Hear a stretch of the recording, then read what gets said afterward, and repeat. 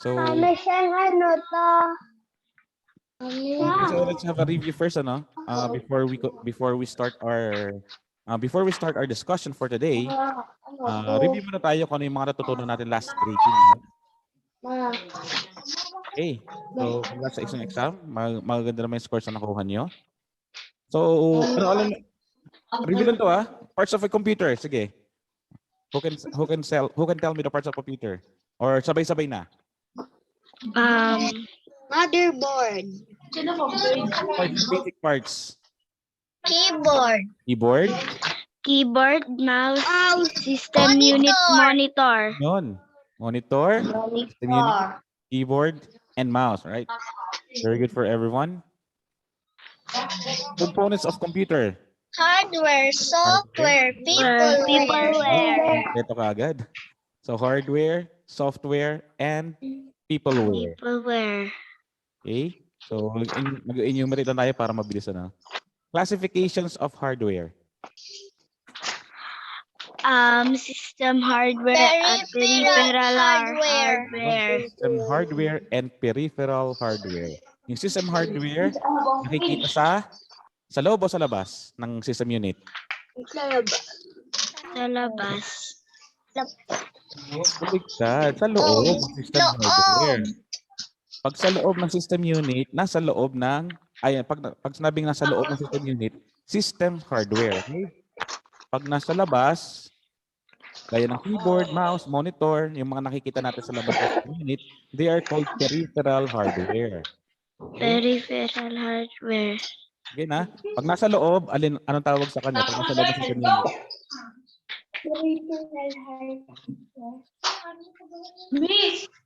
System. Kung sasabi ko lang. Pagka nakikita sa loob ng system unit, pag nasa loob, pag internal siya, it's called system hardware. Okay? Again, System hardware. nasa loob ng system unit, it's called system hardware. System hardware. Okay, kapag nasa labas na, yung kinakabit sa system unit, kinakabit sa mga likuran. So, yun na, ang tawag sa kanya ay peripheral hardware. Pag nasa labas nasa loob, gaya ng motherboard, hard disk. Yan, nasa loob kasi ng system unit yan, hindi natin nakikita. Pero yung mga nakikita natin, na yung sa labas nga, ay yun nga, yung mouse, keyboard, printer, monitor, yan. Okay, uses of computer. So, ginagamit ang computer sa office, In office, in medicine, in money and banking. okay, money and banking, entertainment, di ba? Sa games, tapos sa panonood ng YouTube, pagkikinig sa music.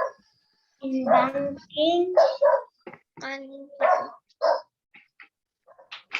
Saan pa? Saan? In medicine. In medicine, tama. So, as business tool, business management tool, ginagamit sa mga gaya ng Alphamart, SaveMart, di ba? Control system, medicine, and siyempre sa bahay, di ba? Ayun. Capabilities of computer. Ano-anong kayang gawin ng computer? So, yung una nga rito ay fast processing of information. Accuracy. Right? Perform what it's only told. Okay, tama. Repetitiveness. Repetitiveness, tama rin. Large storage capacity. Automatic. Runs continuously. Yeah, continuously. Again, run continuously. Continuous. Okay, please repeat. Run continuously. Run continuously. Continue, ha? Hindi continue. Continuously. Kung babagal natin, continue. Yan, continuously. Tapos yung nga yung kahulian is performs only what is told. Ano lang ang sinabi, yun lang ang kanyang gagawin. Yan. Mami, sinata ko ni Miss Angie. Right, so that's it for our review, ano? So yan ang ating mga in-exam last time.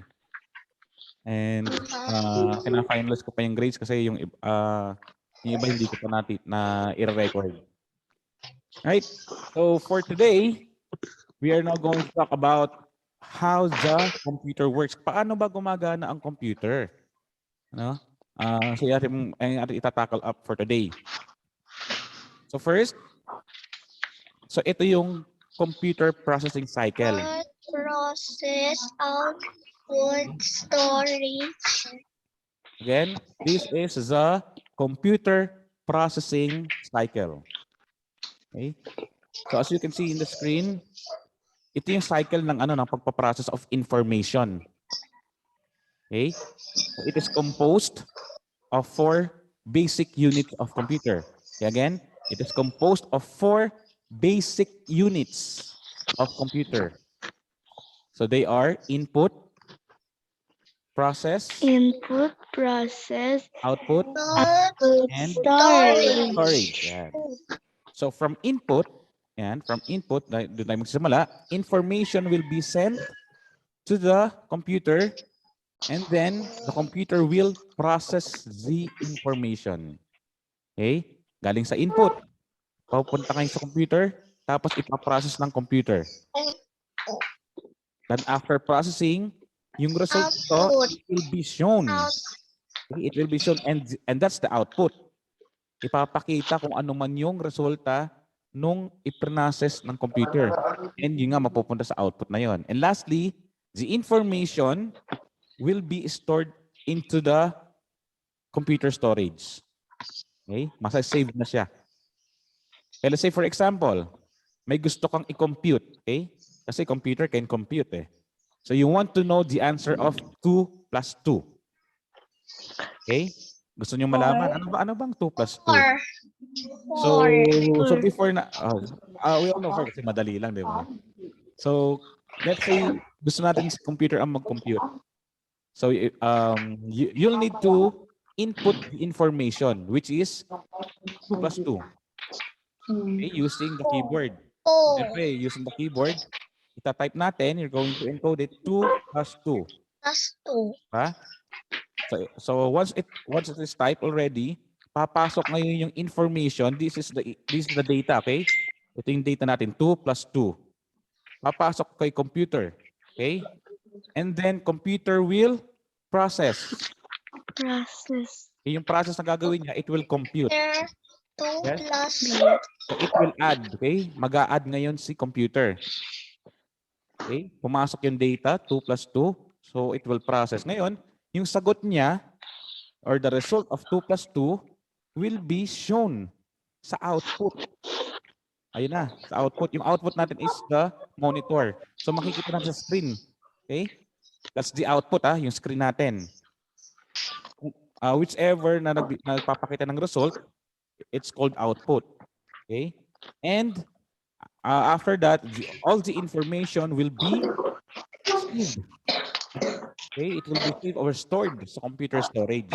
So yan ang cycle, Ganyan ang cycle ng computer processing. Or it's also called the information processing cycle. So ganyan siya kung paano gumagana. Right? Naintindihan ba? Did you understand? Yes, So ganyan lang lagi, Ganyan lang lagi ang cycle niya. So you have to put the input, the data, papasok yung computer, then it will be processed by the computer. Then after processing, kung ano man yung result, that will be shown sa output. And then after showing the output, it will be stored. It will be saved sa ating storage. Right? So let's define each by starting with input devices. Okay? So input devices, so pag sabing device, they are hardware. Okay? Hardware siya, devices So mga nahahawakan natin. And input devices are any device that sends data to a computer. Ito kanina, yung input natin nag-send ng data, nag-send ng 2 plus 2. Diba? So yun yung input. Ginamit natin yung keyboard para makapag-send ng 2 plus 2. So input, nagpapasok. Okay? Input devices, mga device na nagpapasok ng data sa computer. Right? Input. Kaya nga in. So pasok, di ba? Okay, so I'll be giving you examples of input devices. So first is, kanina nga, sabi ko is keyboard. Okay? So a computer keyboard is a device with buttons or keys. Yeah?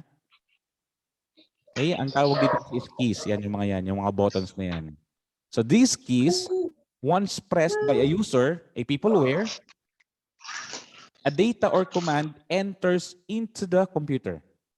So anything, any button na itatype natin dyan, any button na i-press natin dyan, papasok ngayon kay computer.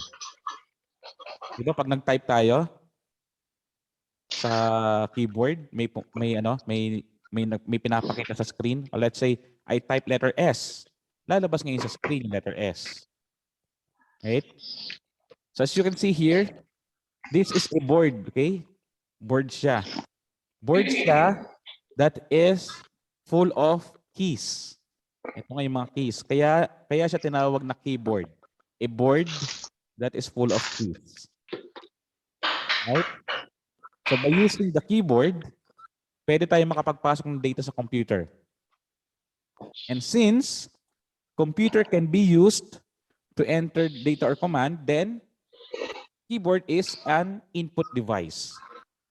Okay? So, ang keyboard din kasi is it looks similar to the keyboard of a typewriter. Have you seen a typewriter pa? Hindi pa nakakita. So, a typewriter, ganito itsura. So, medyo maliit lang sa screen niya, no? So, before, nung wala pa yung computer, pag nagagawa ng reports na mommy and daddy na ipinapasa sa school, so they use typewriter. Right? So that's one. May isa na tayong example ng input, keyboard. Okay? Another example which is very common and madalas natin gamitin is mouse. Okay? So mouse, going back to the classifications of hardware, is it systems hardware or peripheral hardware? Ano sa tingin nyo? Nasa labas ba siya o nasa loob ng system unit? Sa labas po. Nasa labas. O pag nasa labas, ano siya? System or peripheral? Peripheral. Hardware. Peripheral hardware. Very good.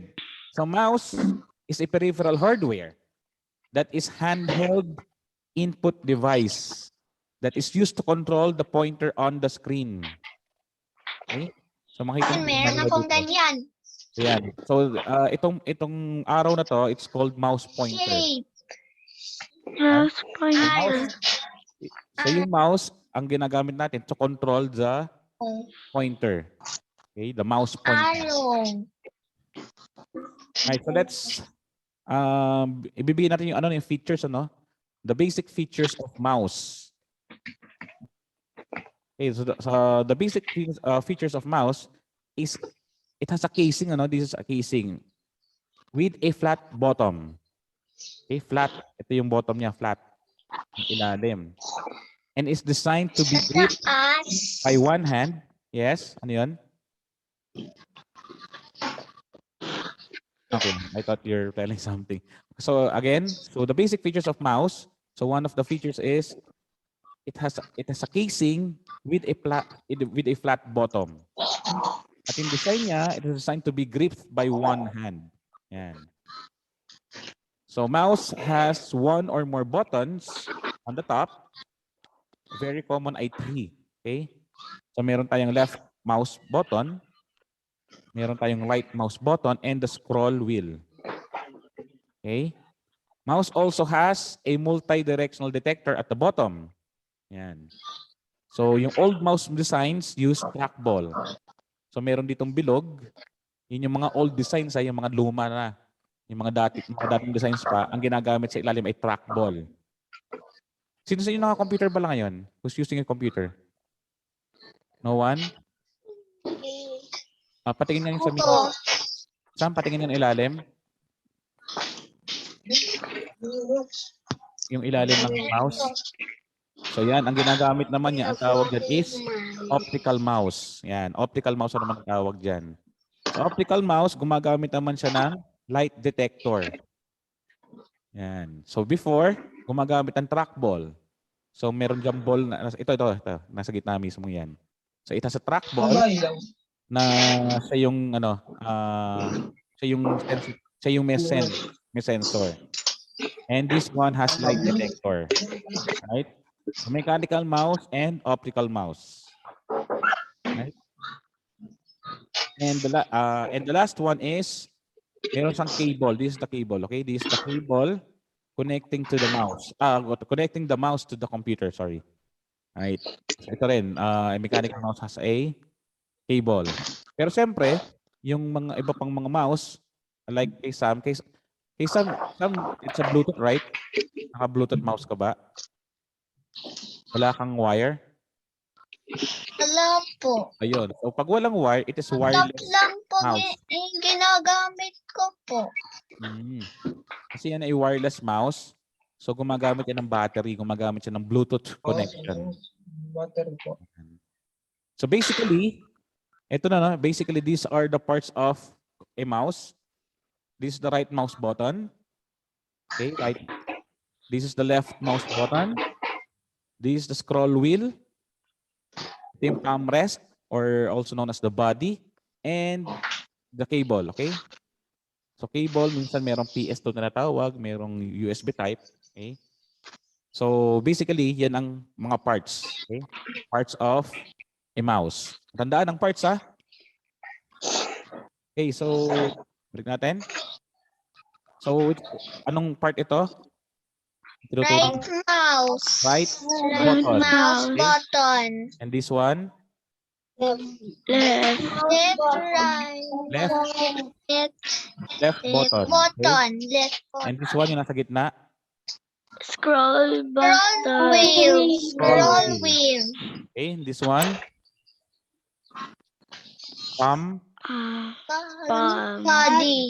Palm Palm rest. rest. Palm rest. Okay, rest. Palm And this one? rest. Cable. Right, cable. Yan. Right, so this is the palm rest. Left mouse button. Yung iba kasi tawag this left click button. Use the right click, use the scroll wheel, and cable. Understood ba? Okay na? Naiintindihan? Opo. Okay. So, papasok kayo tayo sa sa techniques, sa mouse techniques. So, ano-ano ba yung pwedeng gawin sa mouse? Okay, so first is, so ang mouse can point, okay? So we can use mouse to point. So we move the mouse until the tip of the pointer is pointing to the item you like on the screen or to the icon that you want to access. Yan. So once na ginalaw natin ang mouse, gumagalaw din yung mouse button. Ayun, sorry. The pointer, mouse pointer na nasa screen. So kung saan man natin dalhin yung mouse, susunod lang din yung mouse pointer na nasa screen. Okay? Right. So yan, kung as you can see on the screen, gumagalaw yung di ba? Ginagalaw ng hand yung mouse. So at the same time, yung mouse pointer gumagalaw din. Pati si Thomas gumagalaw din, ha? All right. So yun ang point, ha? And next is click. Right? So click is pressing your left or right click button. Okay, so merong buttons, di ba, ang mouse. So you're going to press it, either left or right or both. So it is used to choose a desired icon or to activate a program. Okay, so click ang ginagawa. So kanina point, this time is to click. Another technique is natawag na double click. Yung nauna was click. This time, it's double click. So what do you mean by double? Dalawang click. Dalawa. Click. Okay. So yes, that's right. Huh? So pag sinabing double click, it simply means pressing the mouse button twice. So 2 times. Pressing the mouse button twice in quick succession. Yan. So as you can see the finger. So pinipress niyo yung left button. So twice. Oh, diba? 1, 2. Yan. 1, 2. So double click ang tawag dyan. Next is, ito na yung ano mo na, ilalas natin. Drag. Okay? Everyone, drag. Drag. Drag. So parang dragon, okay? Hindi siya ano, hindi siya drug na D-R-U-G, okay? So drag. So for you to be able to drag, you have to press, okay? You have to press and hold the left mouse button, okay? So pag pinindot niyo yung left mouse button, huwag niyong bibitawan muna, okay? So yun, so while holding it, move the mouse until you reach the desired item that you want to drag. Pwede din sa drawing i-drag. Yes, pwede rin sa drawing. So maraming pwedeng gawin, ano? So you can do lots of things with the mouse. So it depends with the features of the software ng inyong ginagamit. Just like here, ang ginawa niya, itong red na to, drinag niya papunta dito sa kabila. Yan. That's drag. Right, so let's review the techniques. Ano yung unang technique? What was the first technique? Mouse technique na tinuro na Sir Yman? Point. Point. Okay. So yung point, you're going to move the mouse. Kung saan nyo mandalhin yung mouse, the mouse pointer will just follow. Okay, the next is, ano yung pangalawa? Click. Right? The click is pressing the button. The right or the left. The right or the left button. Okay? Next is? Drag. Not yet. Not yet. Meron pa. Before drag.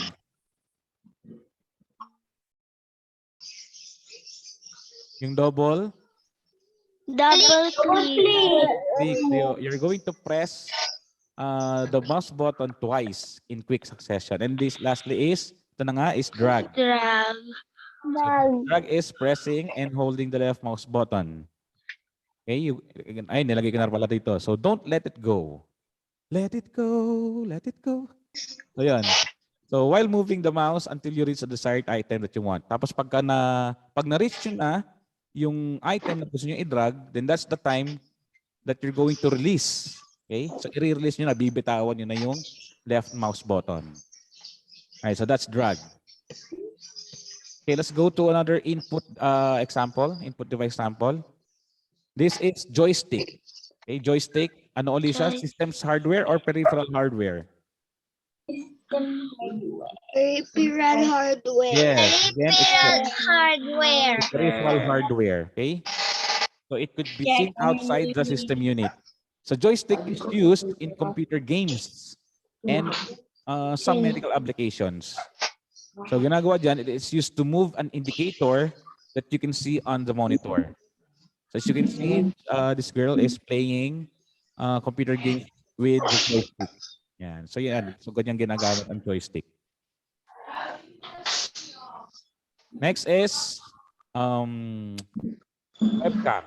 Okay, webcam is used to capture video images. Again, ang kina-capture ng webcam is video images. Video images. So, ang kina-capture ng webcam is our video images. So it is either built in a computer or laptop or it may be connected through USB cable. So in my case, in my laptop, yung webcam ko is built in. Naka-built in siya. In some, you still have to buy a webcam, tapos ipepwesto mo sa iyong monitor, and then yun na, para magamit mo. Okay, next is microphone. Microphone. Microphone is used to input sound into a computer. So just like Sir Yman, so I'm using a USB microphone.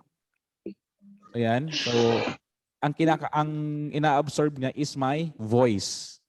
So it's absorbing my voice and it will be turned into data hanggang sa makarating sa inyo at naririnig nyo ang voice ni Sir Yman.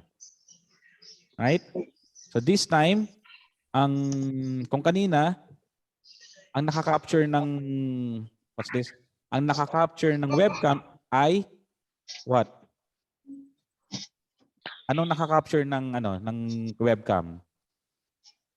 Video. Video what? Two words. Ayan na. Image. Capture video, Image. images, okay? So this time, pag microphone, it captures audio. Sound. Okay. Sound. So this time, microphone captures audio, okay? Audio. AUDIO. Okay, next one. Okay. Next one is drawing tablet. Drawing tablet. So one of the accessories that I want to buy someday is a good quality drawing tablet. Sa isa mga gusto kong mabili. It is a great source. It is a great source for drawing in computer. So you can draw different parts, images, sketches with the drawing tablet. So dyan na kayo exactly magdo-drawing. Yan, drawing tablet. The drawing tablet comes with a pen. Yan. So as you can see on the screen, so dun siya na mismo nagdo-drawing. Hindi ba po yan ang kulay? Yung pumiging kulay? Depende sa software, depende sa program or application na gagamitin ninyo yung pag-drawing nyo. Okay, last example sa ating module is light pen. Light pen is used hand in hand with the monitor. So its action is activated by light. So it's very sensitive, no? It's very light sensitive ang light pen. So it works like a mouse, no? Okay, sige. So yung light pen, it works like a mouse. Yung mouse, 'di ba, pinapagalaw niya ang itong mouse pointer. So naman, yung light pen, itatapat mo ron sa gusto mong icon. Tatapat mo and you're going to activate it by light. All right. So I'll be giving you more examples that are not included on your module. Please take note of this. Okay? Paki-take note yung mga additional kong input devices, okay? So next is, kasi wala sa module but naka-include sa activity. So first is scanner. Okay, scanner is a pang-input device yan. It's also a peripheral hardware. Na-note down namin. It is a flatbed device used to copy text and images in the form of soft copy. So if you want to take note, okay lang. If you don't want to, meron naman tayong recorded na online class, okay? Naka-record tayo ngayon. So I'll be uploading this later. Recorded naman. Okay, again, scanner is a flatbed device. Kung flatbed yan, naka-flat yung ibabaw niyan. So, and then, ginagamit yan to copy text and images in the form of soft copy. So once ito, just like this, it's an image. Yung scanner nito, pwede niyang ipasok or pwede niyang makopya yung image na to papunta sa computer. Alright? Sir, susulatin ko muna po. Alright, sige lang. 3 minutes left.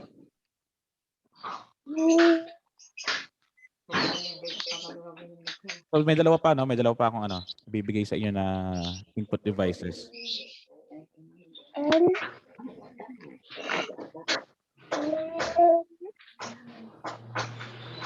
Okay, done? Hindi pa po.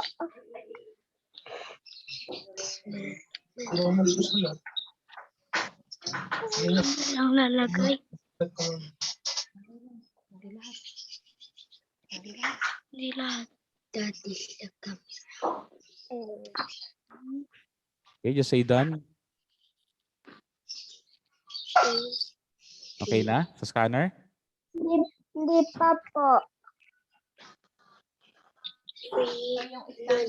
Well, anyway, kung hindi nyo naman maisusulat kagad, you can still see this sa ating recorded online class. Sa recorded online class din naman daw makikita. Pupulahin ko to. Wait lang po. Lahat naman kayo nasa Google Classroom, right? Naka-join kayo sa Google Classroom. Apa. Okay, so na-download nyo na ba yung na-print nyo na yung ating module? Ano pong module? Okay, yung module natin naka-upload or naka-post na sa Google Classroom. You just have to access it. You have to open it. Then para ma-download nyo. Check your Google Classroom. Okay? Okay, done? Okay, next is barcode scanner. A barcode scanner, it is an optical scanner that read barcodes. Yung barcode is a printed pattern na meron siyang wide and narrow vertical bars. And ganyan yung itsura ng barcode. Teacher, ano po ulit i-print? Module. Okay, yung Ito module. po. Ayan. Getting to know, tapos na yan. Yan yung ating unang lesson. So naka-post na sa ating Google Classroom yung ating bagong yung how the computer works. Yan. Ito po. Yan, how the computer works. Tama.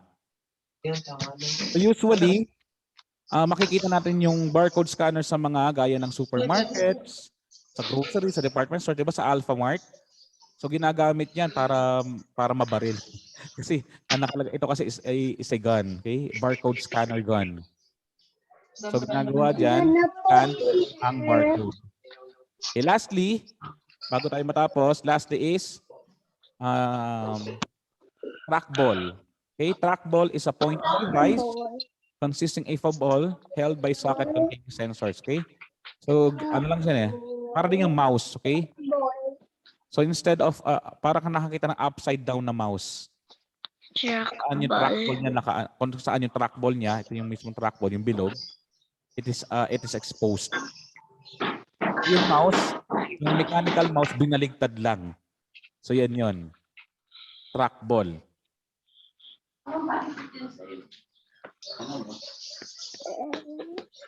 Ito before we end up, so ibibigay ko na kagad yung assignment niyo.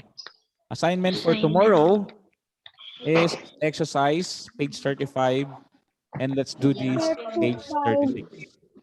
Dito. 34, 34.